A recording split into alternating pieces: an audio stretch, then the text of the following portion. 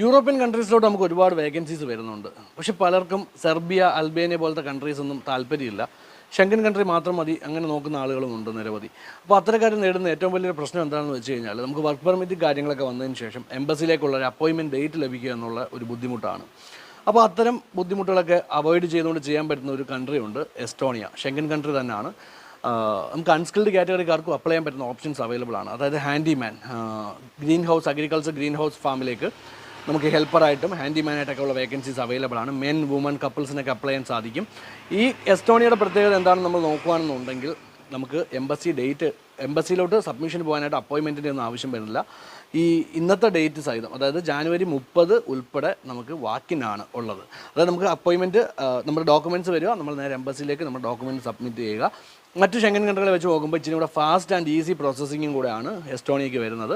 പക്ഷേ ഇതിൻ്റെ ഒരു സൈഡ് നോക്കുകയാണെങ്കിൽ നമുക്ക് 6 to 9 months seasonal work permit ആണ് വരുന്നത്. നമുക്ക് അതിനുശേഷം അവിടെ നിന്നുകൊണ്ട് തന്നെ TRPയിലേക്ക് ചേഞ്ച് ചെയ്യാനുള്ള ഓപ്ഷൻസും അവൈലബിൾ ആണ്. ഇതിന് സാലറി 1000 തൊട്ട് 1400 രൂപ വരെ നമുക്ക് അവൈലബിൾ ആണ്.